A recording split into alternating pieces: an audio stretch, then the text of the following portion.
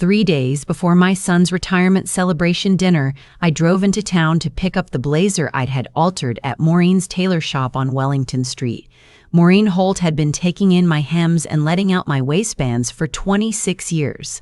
She knew my measurements better than I knew them myself. The bell above the door hadn't changed. Still that same flat clunk, nothing musical about it. The shop smelled like it always had. Pressed fabric and something faintly metallic, like old scissors.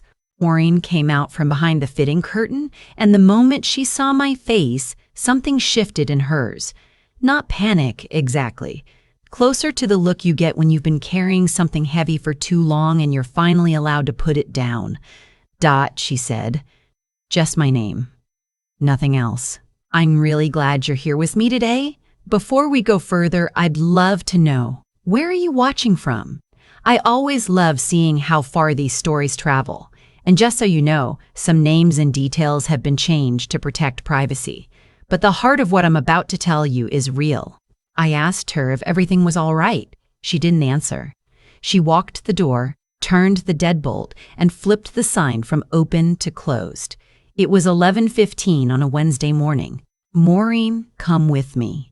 She took me through the shop, past the rack of finished garments in their plastic sleeves, past the pressing table, to a small storage room in the back I'd never been in. Thread on wooden spools, a broken dress form in the corner, a folding chair she must have brought in recently because there was no reason for a chair back there otherwise. She didn't turn the light on. A thin line of light came under the door. Listen, she whispered. Voices on the other side of the wall. A shared wall with the insurance brokerage next door, which I had never once thought about in 26 years of coming to this shop. A man's voice, measured and easy the way someone sounds when they've rehearsed what they're saying. My son's voice. She still thinks it's a gift. That's what I told her. A legacy transfer, early retirement. She's 63. It makes sense. A woman's voice. Younger. I recognized it, and my stomach dropped before my brain could catch up. And if she asks a lawyer? She won't. She never has. She trusts me completely. A third voice. Older. Professional. The application is ready. Once the property transfer goes through, we file the secondary mortgage within 48 hours. The equity line activates. She won't see it until it's already done. Maureen's hand found mine in the dark. I stood there and I didn't breathe. I listened to my son explain, in plain and patient language, how he planned to take my house. My name is Dorothy Walsh. I'm 63 years old. I live in Guelph, Ontario, in the house my late husband Ken and I bought in 1991 for $142,000, when the street still had elms and the backyard was mostly mud. Ken planted a maple in that backyard the spring our son was born. That tree is taller than the house now. Ken died in 2016, pancreatic cancer. 8 weeks from diagnosis to the end. I sat with him every day of those 8 weeks, and I have never been the same since, and I have made my peace with that. After Ken died, I went back to work full-time. I'd been doing bookkeeping part-time for small businesses around Wellington County for years. After Ken, I built it into something real. Walsh Bookkeeping and Payroll Services. Nothing glamorous, but mine. By 2020, I was managing accounts for 32 small businesses, 2 dental offices, and a nonprofit that ran food programs out of 3 churches. Steady. Quiet. Respectable. My son, whose name is Ryan, is 40 years old. He worked in commercial real estate in Kitchener. Good at it, or so I believed. He bought a semi-detached in Waterloo in 2019 and told me he had a solid portfolio. I had no reason to doubt him. He was Ken's son. I trusted him the way you trust the ground under your feet. He'd been engaged to a woman named Cassandra since the previous autumn. I'd met her 4 times. She was pleasant enough in the way that people are pleasant when they're performing pleasantness. I told myself I was being unfair. Mothers can be unfair about the women their sons choose. The retirement celebration dinner was his idea. Keith said he wanted to honor me properly. 3 years running the business on my own, he said, you deserve a proper send-off. I had agreed to the dinner. I had not agreed to retire. Standing in that dark storage room, listening to my son's voice through the wall, I understood that he had made decisions about my life without asking me. And I understood that the woman I'd met 4 times and told myself I was being unfair about had been in the room when those decisions were made. I heard chairs push back, footsteps, a door, silence. Maureen turned on the light. Her eyes were wet. She was 61 years old and I had known her since she was running the shop for her mother. She pressed her lips together and said, "They were here Monday too." Same conversation. "I didn't know if you'd want to know or if it was my place." "It's your place," I said. "Thank you. What are you going to do?" I looked around that little room. Thread spools, broken dress form, folding chair. "I don't know yet." She brought me my blazer, dark navy. Fit perfectly. I carried it out to my car and hung it across the back seat. Then I sat in the driver's seat and I did not start the engine for a long time. The house. Ken's maple in the backyard. The mortgage, paid off in 2018. After Ken died, that house was the one thing I had that was fully, unconditionally mine. A secondary mortgage. An equity line. I didn't know the full mechanism yet, but I understood the shape of it. Ryan was going to use my signature on a gift transfer document to access the equity in my home, then draw against it before I knew what had happened. By the time I received any paperwork in the mail, the money would already be moving. The question was, why? Ryan had a job. He had property. He was not, as far as I knew, in financial trouble. I started the engine. I drove home. I sat at the kitchen table with a cup of tea. I didn't drink, and I looked at the window that faces the backyard, and I thought about Ken planting that maple the spring Ryan was born. 33 years ago, I thought about how you raise a child and pour everything into them and assume, without ever really examining the assumption, that the love is mutual and unconditional.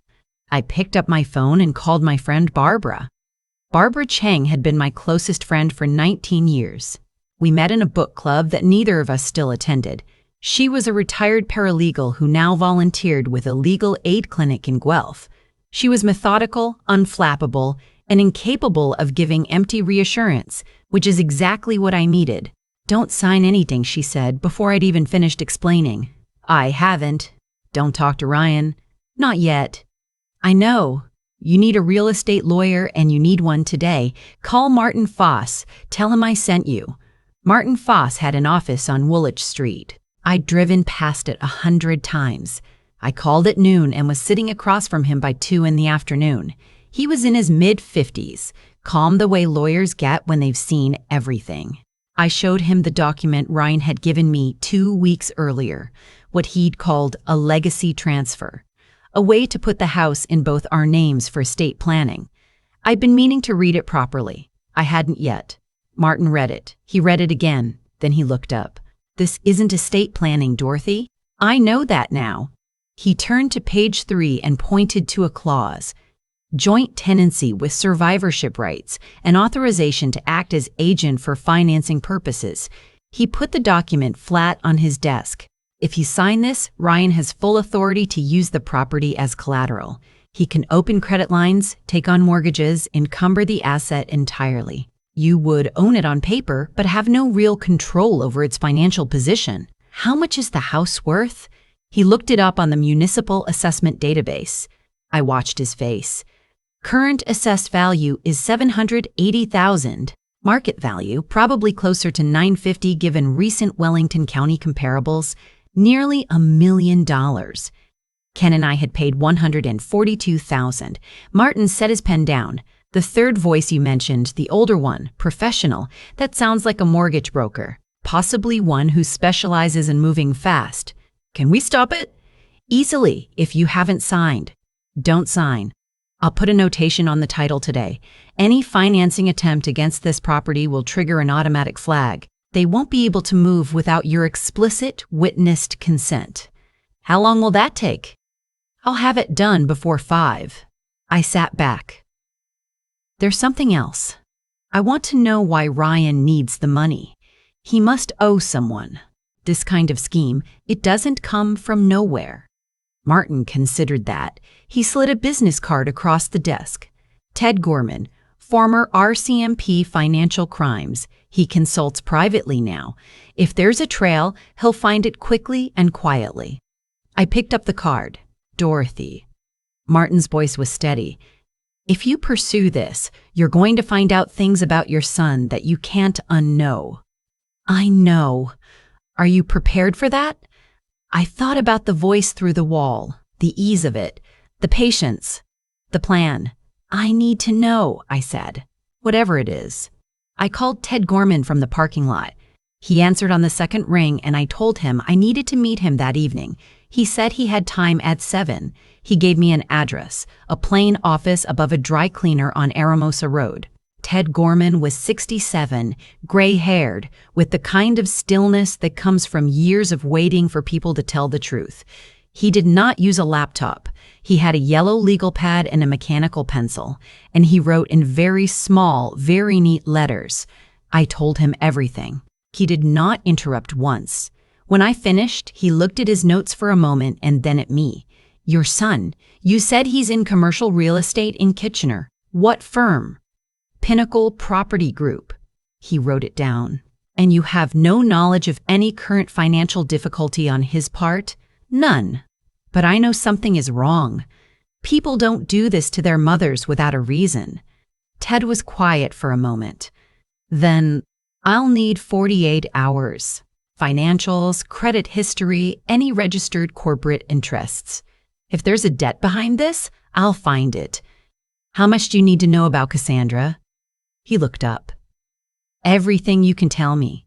I told him what little I knew. He made notes. One more question. He set his pencil down. Your husband. How did he die? Pancreatic cancer, 2016. Ken Walsh. I knew the name.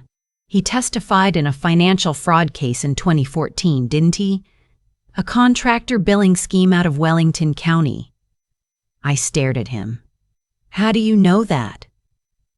I ran the investigation. He came forward when no one else would. Cost him a business relationship, and he did it anyway.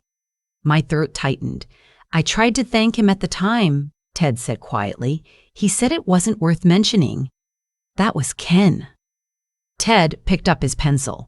I'll be thorough, Dorothy. I drove home in the dark. I fed the cat. I sat in the kitchen and did not sleep. At 2 a.m, I got up and made chamomile tea and stood at the window looking at the backyard, at the maple Ken had planted, and I said out loud, very quietly, to no one, tell me what to do. At 6:15 the next morning, a text came from an unknown number. Ted, found registered corporate interest, company called Harwick Solutions. Look up the director. I typed it into the Ontario Corporate Registry on my phone. Director, Ryan Walsh. Date of incorporation, March of the previous year. A company I had never heard of, in my son's name. Ted arrived at my house at 11 with a folder and a coffee from Tim Hortons that he hadn't touched. He sat at my kitchen table and opened the folder. Harwick Solutions, he said. Incorporated 14 months ago. No listed business purpose, no revenue, no employees. It has one function. It holds debt. He put a bank statement on the table, Ryan's name at the top. Your son has borrowed $460,000 from 2 private lenders. Both loans are through Harwick. The interest rate on the larger one is 22%. He's been paying interest only for 11 months. In 63 days, the principal comes due. I put my hands flat on the table. Where did the money go? I asked. Ted turned to the next page. 3 investment accounts, all showing a total loss. A pre-construction condo development in Brampton that had been canceled and the deposits forfeited. A private lending arrangement with a numbered company that had since dissolved. A third transaction I couldn't follow. He was trying to grow the money fast, Ted said. Classic pattern. First, investment goes sideways, he borrows more to recover it, that goes sideways too. The debt compounds. He's underwater by more than he can manage, and his real estate commissions aren't covering the interest. And Cassandra? Ted turned another page. She's not a victim. Her name is on the Harwick director list as a silent partner. She was added in January. He looked at me. She knew about the debt before the engagement. The kitchen was very quiet. He was going to put a mortgage on my house, I said, to pay back $460,000 in private loans that his fiancée knew about when she accepted his ring. Ted nodded. And the dinner, I said. The retirement celebration. That was to get me relaxed, comfortable. So I'd sign the document without thinking. Most likely, I looked at Ken's maple through the window. Is there more? Ted paused. That pause told me everything. The retirement dinner, he said. It's booked at the Windermere House up in Muskoka. 42 guests. Your closest friends, your brother, your former colleagues, the people who know you best. I know. Ryan was planning to have you sign the transfer document at the dinner. He told a mutual contact, someone who'd talked to Cassandra, that he prepared a toast for you and that during the toast, he present you with the document framed as a gift. Sentimental. Public. Your friends applauding. The pressure to sign in that moment would be enormous. I sat with that for a long time. There's one more thing, Ted said. He put down a printed email chain. Ryan's address at the top, an address I didn't recognize at the bottom. Subject line, Walsh Property Timeline. The email read, in part, equity draw should cover the full principal by the end of Q3. If she asks questions after, refer her to the clause on page 3. By the time she understands what it authorizes, the funds will have already cleared. I read it twice. Who is he emailing? The mortgage broker. His name is Fenwick. I've passed this to a contact at the Financial Services Regulatory Authority of Ontario. They're already looking at him for 2 similar arrangements with other clients. I closed the folder. I looked at Ted. I want to stop this at the dinner, I said. I want everyone who loves me to be in the room. Ted studied my face. That's harder than stopping it quietly. I know, it will end your son's engagement. Possibly more. I know that too. He was quiet for a moment. You have 48 hours. What do you need? I thought of Martin Foss, of Barbara, of Maureen standing in the dark with her hand over mine. I need a lawyer, an investigator, and my best friend in the same room, I said. Tonight. That night, Barbara and Martin sat at my kitchen table with Ted. Martin had brought a colleague who specialized in family property law. We laid out everything, the documents, the email chain, the corporate registration, the debt. Martin's colleague, whose name I'll leave out for her privacy, said she could prepare an affidavit. If Ryan produced the transfer document at the dinner and asked me to sign it in front of witnesses, and if I refused and instead disclosed the scheme, those same witnesses became the foundation of a civil case. He'll deny it, Barbara said. He can try, Martin said. The email chain is dated and authenticated. The corporate filing is on public record. The mortgage broker is already under regulatory scrutiny. Ryan Walsh has very little room. I asked about Cassandra. She's a director of the company that holds the debt. If the intent was to defraud you, she's exposed. And if Ryan says he didn't know I hadn't read the document properly, Martin looked at me steadily. The clause on page 3 was not standard language. It was drafted specifically to grant financing authority. A court would not consider that accidental. I looked around the table. These people, my oldest friend, my lawyer, a former RCMP investigator, had rearranged their evenings to sit in my kitchen and help me. There's something I want to say before we continue, I said. If I do this at the dinner, publicly, Ryan's relationship is probably over. His reputation in his industry, possibly over. His friends who are coming to that dinner will know everything. Nobody spoke. He's my son, I said, and what he planned to do would have taken everything Ken and I built. I don't know how to hold both of those things at the same time. I don't think I have to. Barbara reached across the table and put her hand over mine. You don't, she said. You just have to decide. The dinner was on a Saturday evening at the Windermere House on Lake Rousseau. A long drive from Guelph, up through Barrie and into the Muskokas. The trees were fully green. The lake was still. The sky went pink and gold over the water by the time we arrived. 42 people. My brother Donald and his wife. My former colleagues from the years before I started my own business. Clients who had become friends. People who had known Ken. I wore the navy blazer. Ryan was already there when I arrived. He crossed the room and hugged me, and I let him. And I smiled at him, and I said, "This is beautiful, sweetheart." Because it was, and because I meant it. Both things were true simultaneously, which I had not expected. Cassandra kissed my cheek. Her dress was green silk. She smelled like something expensive. Dinner was salmon and roasted vegetables, Ontario wine, bread that came in a cloth basket still warm. I sat at the head of the table and I laughed at the right moments, and I told the story of the time Ken drove 3 hours to Hamilton to pick up a filing cabinet he'd seen advertised online, and it turned out to be a card catalog. Everyone laughed. Ryan laughed too. He looked relaxed. At 7:45, he stood and clinked his glass. "I want to say a few words about my mom," he said. The table went quiet. 42 people turned toward him, then toward me. I watched my son's face. He was good at this. Easy, warm, the right pauses. He talked about how hard I'd worked after Ken died. He talked about the business I'd built. He talked about what it meant to him to see me thrive. He was not lying about any of it.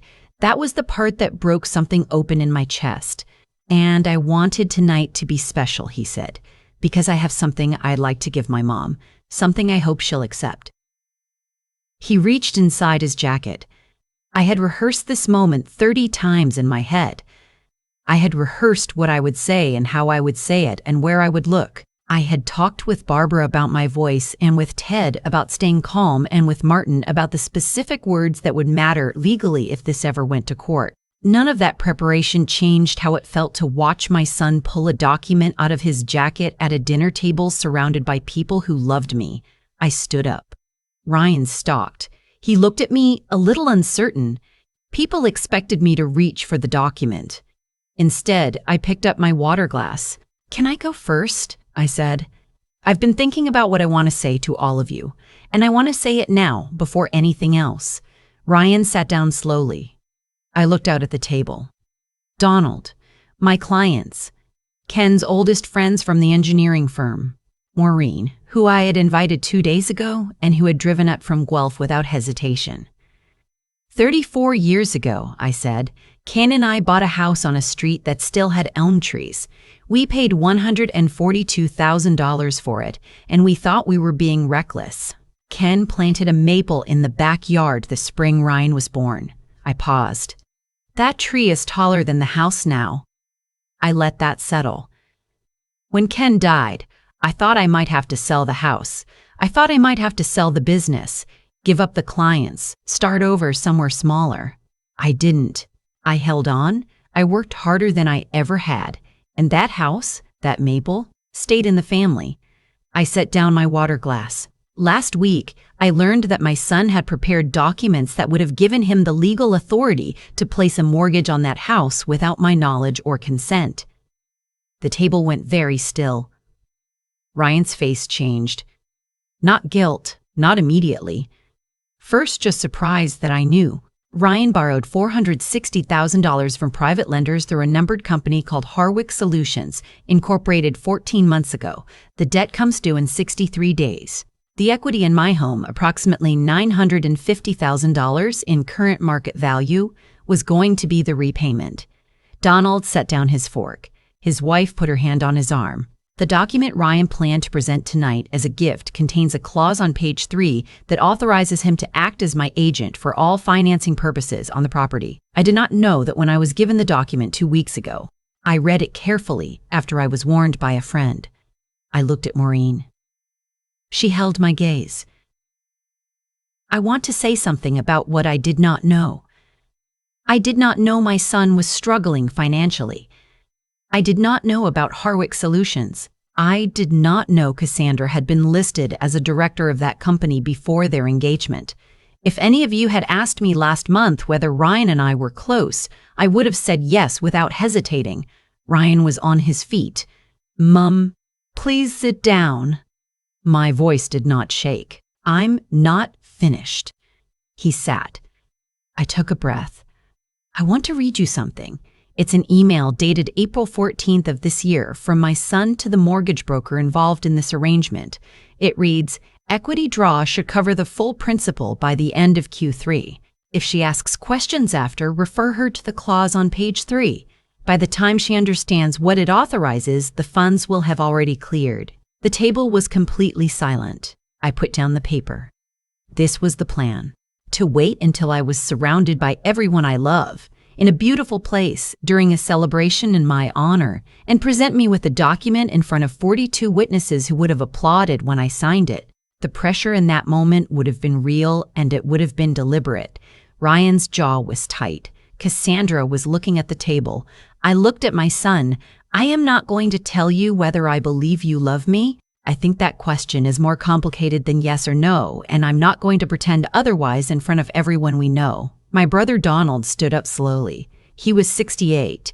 He and Ken had been close friends before they were brothers-in-law. He looked at Ryan for a long moment without speaking. Then he looked at me and nodded once. The property title has been secured, I said. The mortgage broker involved is currently under review by the Financial Services Regulatory Authority of Ontario.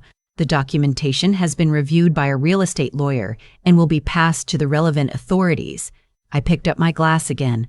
I built something. It is small by some measures and enormous by mine. It was built with Ken's hands and 20 years of my own, and it belongs to me. And it will remain mine. I looked out at the table one more time. I'm sorry that this is how this evening ended. I'm not sorry for what I chose to do. I sat down. For a moment, no one moved. Then Ryan stood and walked out. Cassandra followed him. The door to the dining room closed behind them. Maureen reached across 2 chairs and put her hand on my arm. Donald walked around the table and stood behind me with both hands on my shoulders and didn't say anything because there was nothing to say. 3 months passed. The maple turned red and then lost its leaves, and the backyard looked bare the way it does every November. Ryan did not call for 6 weeks. When he did, it was brief and careful. He said he was sorry. I said I knew. We did not speak for another 3 weeks after that. The Financial Services Regulatory Authority investigation closed in September. Fenwick, the mortgage broker, had his license suspended pending a full review and 2 other complaints from unrelated clients. He was not charged criminally, but his ability to operate was severely restricted. Cassandra ended the engagement in August. I learned this from Ryan, not from her. He told me she had moved back to her family in Barrie. Ryan did not lose his job at Pinnacle, though he was moved from commercial acquisitions to a junior advisory role. He told me later, much later, that his director had found out about the debt through industry channels before the dinner and that the demotion had been coming regardless. The private lenders who held the Harwick debt negotiated a repayment extension after the equity scheme collapsed. Ryan sold his Waterloo semi-detached in October. The proceeds covered roughly 2/3 of what he owed. He arranged a consolidation loan for the rest. He was, as far as I understood, managing it. In November, a letter arrived, handwritten. 5 pages. I want to try to explain, he wrote, not excuse it. I want you to understand how it happened, because I think if you don't know how it happened, you'll always imagine it was more deliberate than it was. Which is not to say it wasn't wrong. It was wrong. I knew it was wrong at the time, and I did it anyway. And I have thought about almost nothing else since August. He wrote about the first investment going sideways, about the shame of it, about borrowing to recover the loss and losing that too, about how the debt grew faster than he could understand, and how at some point he stopped looking at the numbers directly, because looking at them made it hard to breathe. About how Cassandra had suggested the equity plan and he had told himself it was temporary, a bridge that he'd repay it before I ever noticed. He wrote, I told myself you'd never need that equity. I told myself you had the business. I told myself Dad would have understood. I have sat with how completely wrong that was every day for months. And then, near the end, I don't know if you can forgive me. I'm not sure I would in your position. But I want you to know that I see what you built. I've always seen it. I was just too ashamed of my own failures to say so while I was trying to take from it. I read the letter twice. Then I put it on Ken's desk in the room I still call his study, and I went and stood in the backyard under the bare maple, and I stayed there until my feet were cold. The question everyone asks, if they know this story, is whether I forgave him. The honest answer is that forgiveness is not one moment. It is not a document you sign. It is something you come back to over and over. And sometimes it is complete, and sometimes there is still a residue of something older and harder that you have to acknowledge is also there. I called Ryan in December and we talked for 40 minutes. It was careful and strange, and there were long silences. And also there was one moment when he said something about Ken, and I laughed. Genuinely, in a way I hadn't expected. We did not repair everything in that phone call. We started. In January, he came for dinner, just the two of us, in the kitchen the way we'd done things when he was in his 20s and still dropping by on Sunday evenings. I made the chicken stew Ken used to call peasant food in the most affectionate possible way. Ryan washed the dishes without being asked. He said before he left, standing in the front doorway with his coat on, "I don't expect it to be the way it was." "It won't be," I said. "It'll be something different." He nodded. He looked for just a moment like the boy who used to sit at the kitchen table doing homework while I did the bookkeeping and Ken cooked something that smelled good. Then he was just my adult son standing in a winter coat on my front step, trying to become someone I could trust again. "Come back next month," I said. He did. I've been thinking a lot since all of this about what I did wrong. Not in the obvious ways. I didn't sign the document. I didn't ignore what Maureen told me. I protected myself. Those were the right choices. What I did wrong was more ordinary and harder to look at. I didn't know my son was in financial crisis. I didn't know because I hadn't asked in a long time. I was busy with the business, proud of my independence, quietly certain that Ryan was fine, because he seemed fine. I had stopped looking directly at him the same way he had stopped looking directly at his numbers. Ken used to say, "The most dangerous assumption is the one you stopped making consciously. By the time you forget you're assuming, you think you're just seeing clearly." I wasn't seeing clearly. I'm not saying my son's choices were my fault. They were his choices, and he made them, and he has to live with that. But the distance between us, the distance Cassandra had to work with, I had a hand in that. I was so focused on protecting what Ken and I built that I forgot the most important part of it was never the house. If you're watching this and you have children, grown ones especially, I want to say this carefully. Stay curious about their lives. Not intrusive. Just curious. Ask the question that feels too personal. Have the conversation you've been putting off. The people who exploit our loved ones don't create the distance. They find it and they use it. I kept the house. I kept the business. I kept the maple. I'm still keeping everything that matters. And I'm doing it with my eyes open this time. Thank you for watching this all the way through. If any part of this resonated with you, if you've had someone betray your trust, or if you're a parent trying to find your way back to a relationship that got broken somewhere along the way, I'd love to hear from you in the comments. Tell me where you're watching from. Tell me what you took from this. And if this kind of story means something to you, I'd be glad to have you subscribe. I share stories here that are hard and true, and ultimately about the same thing, how we find our way through the worst moments and who we become on the other side. Thank you. Take care of yourselves. I've thought a lot about cause and effect since all of this happened, not in a dramatic way. Just quietly, the way you think about things when you're standing in a backyard in November watching a maple lose its last leaves. Ryan didn't wake up one morning and decide to become someone who would do this. It happened in stages, the way most things do. One bad investment. Then the shame of it. Then borrowing to recover the loss, which made everything worse. Then the debt growing faster than he could manage, and the longer he waited to say something, the harder it became to say anything at all. By the time Cassandra walked into his life with a plan, he was already desperate enough to consider it. Desperation doesn't excuse what he chose, but it does explain the shape of it, and I think that distinction matters. What I keep coming back to is this. The distance between us wasn't something Cassandra created. She found it and used it. I created it slowly, over years of being so focused on protecting what Ken and I had built that I stopped looking directly at my son. I was proud of my independence. I told myself Ryan was fine because he seemed fine. I stopped asking the questions that might have felt too personal, too intrusive, too much like I was doubting him. And in leaving that space, I left room for someone else to fill it with something that nearly cost me everything. That's the part that required the most honesty to look at, not Ryan's choices. Those were his, and he owns them. But my own blind spots. The assumption I'd stopped making consciously, the way Ken used to describe it. By the time you forget you're assuming, you think you're just seeing clearly. I wasn't.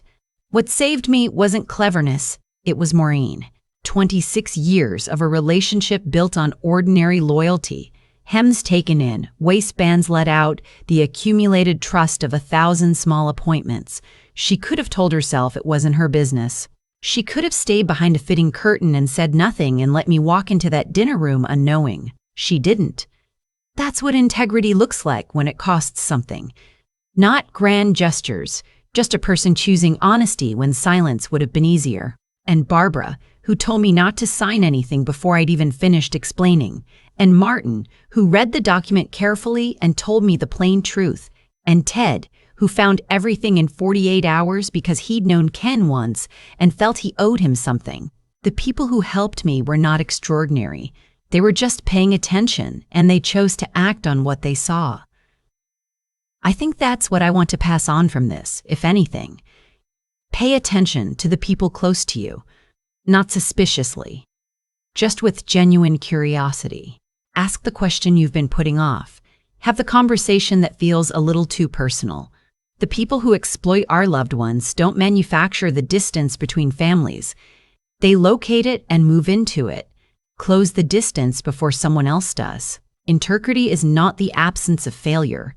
Ryan failed, badly, and he is working his way back from it. Integrity is what you do after the failure.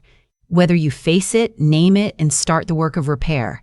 He is trying. I'm watching that with something I wouldn't yet call trust, but I'd call it attention, which is where trust starts. The house is still mine. The maple is still standing. And I'm still here, still paying attention, which is more than I can say for who I was a year ago. Sometimes you have to nearly lose something to understand you are already taking it for granted. I don't think that lesson requires losing everything to learn. I just think most of us wait until we have to.